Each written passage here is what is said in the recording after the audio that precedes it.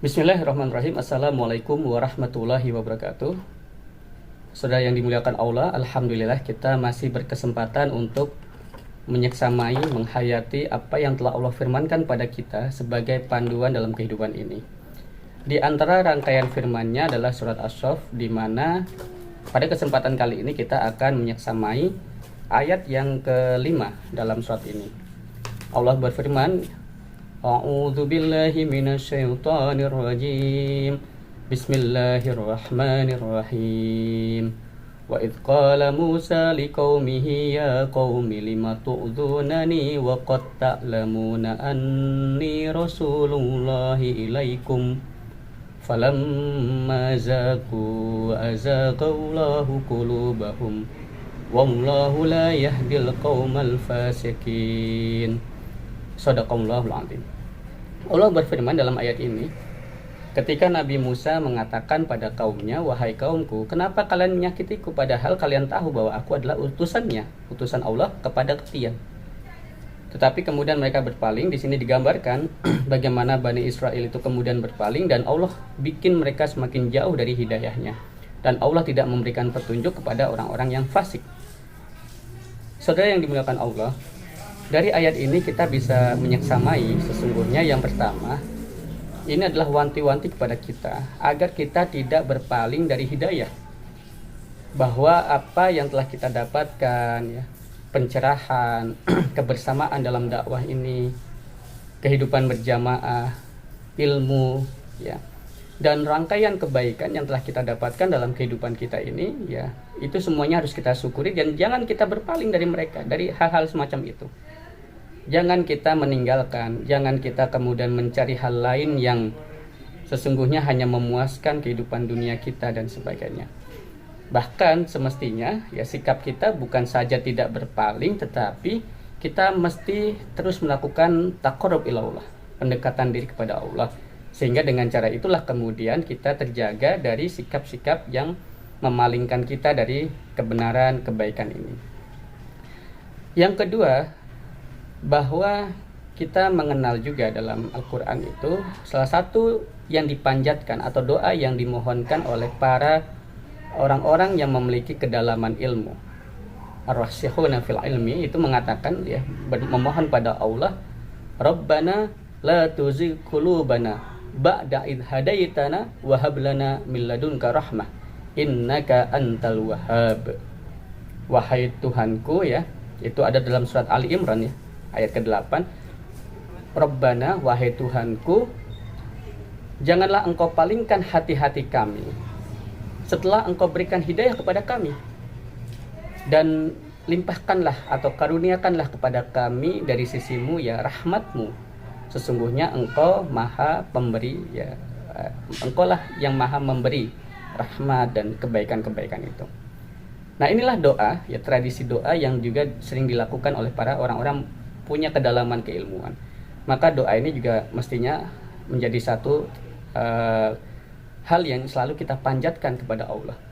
Semakin kita menyelami kehidupan dakwah ini, semakin kita mendapatkan nikmat-nikmat, ya, ilmu, wawasan, kapasitas dan sebagainya, kita memohon kepada Allah dengan cara semacam ini.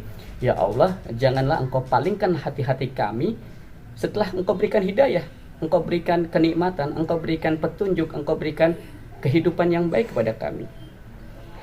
Syekh Said Hawa ketika mencermati ayat kelima dalam surat Asy-Syaff ini mengatakan bahwa di sini ada munasabah, ada korelasi atau keterhubungan antara kefasikan, kemudian berpalingnya hati, dan juga terkait dengan adab kepada Rasul atau utusan-utusan Allah, termasuk nanti adab kepada para warasatul anbiya, para pewaris Nabi. Nah, kita cermati tadi, ya, di ujung ayat itu, ya, wallahu la yahdil qaumal fasikin. Allah tidak memberikan petunjuk pada orang-orang fasik. Apa sih fasik itu? Fasik adalah orang yang tahu tapi tidak mau melakukan atau mengabaikan pengetahuannya.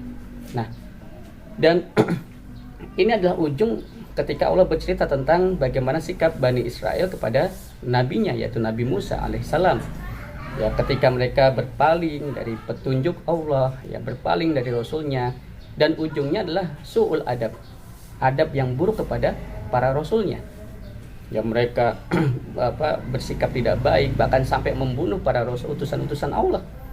Nah, 3 hal ini menurut Syekh Said Hawa ada keterhubungan antara kefasikan seseorang dengan keberpalingannya terhadap kebenaran dan hidayahnya, dan sikap adabnya kepada para rasul, utusannya, para pewaris nabinya, para ulama dan sebagainya. Maka kita harus menjaga diri kita dari hal ini. Jangan sampai kita fasik, kita tahu tapi nggak mau melakukan. Yang kemudian itu kalau berulang-ulang membuat kita akhirnya berpaling dari hidayah. Dan ketika kita mulai berpaling dari hidayah, disebutkan sama Allah di situ ya. Ya, ketika kita Allah mazahu azaghaullah qulubahum. Ketika mereka berpaling, Allah bikin semakin jauh. Dan sehingga sikap-sikap kita pada kebenaran, kebaikan pun kemudian sangat buruk. Kita menolak apapun kebaikan yang disampaikan. Kita bahkan mencela para ulama, kita memusuhi, ya, bahkan kemudian kita berpihak kepada mereka yang ikut memusuhi para ulama. Ya, ikut memusuhi para ulama dan umatnya dan sebagainya. Nah, mudah-mudahan tentunya kita berdoa kepada Allah agar kita tidak berpaling dari kebenaran dan kemudian dijaga diri kita dari hal semacam ini. Dan itu dilakukan dengan cara kita terus bertakarub kepada Allah, mendekatkan diri kepada Allah, sehingga kita ya terjaga untuk tidak berpaling dari kebenaran, hidayah dan sebagainya. Dan sesungguhnya yang harus kita sadari, as-sabat bil hidayah, keteguhan kita pada hidayah, pada petunjuk, pada kebaikan yang telah kita dapatkan itu sesungguhnya adalah bagian dari rahmatullah. Jadi kasih sayang Allah itu ya kita dapatkan dengan wujud semacam itu. Maka kita berlindung kalau kita sudah mulai tidak teguh dengan hidayah, tidak teguh dengan kebaikan yang telah kita dapatkan, dengan semua proses pembinaan, pembentukan diri kita ini, maka ya mungkin ya Allah telah menjauhkan rahmatnya kepada kita. Dan tentu saudara sekalian yang dimuliakan Allah, ya, ada satu doa yang diajarkan oleh Rasulullah kepada kita, ya muqallibal qulub, wahai pembolak-balik hati, sabbit qalbi ala dinik, teguhkanlah hatiku atas agamamu. Doa ini juga kita lantunkan terus agar kita tetap diteguhkan dalam jalan kebaikan, jalan dakwah ini, jalan hidayah ini, dan kita mewanti-wanti diri kita agar kita tidak berpaling dari hidayah ini. Karena begitu kita berpaling, langsung Allah jauhkan kita dari kebaikan ini. Falamma zaghu azaghaullah qulubahum. Mudah-mudahan ya kita terhindar dari semacam itu dan kita terus berusaha berikhtiar dengan cara terus melakukan taqarrub kepada Allah, terus berdoa kepada Allah sebagaimana doa-doa para ahli ilmu. Rabbana la tuzigh qulubana ba'da idh hadaitana wa hab lana min ladunka rahmah innaka antal wahhab. Dan kita juga berdoa, ya muqallibal qulub tsabbit qalbi ala dinik. Wallahu a'lam bishawab. Wabillahi taufiq wal hidayah. Wassalamualaikum warahmatullahi wabarakatuh.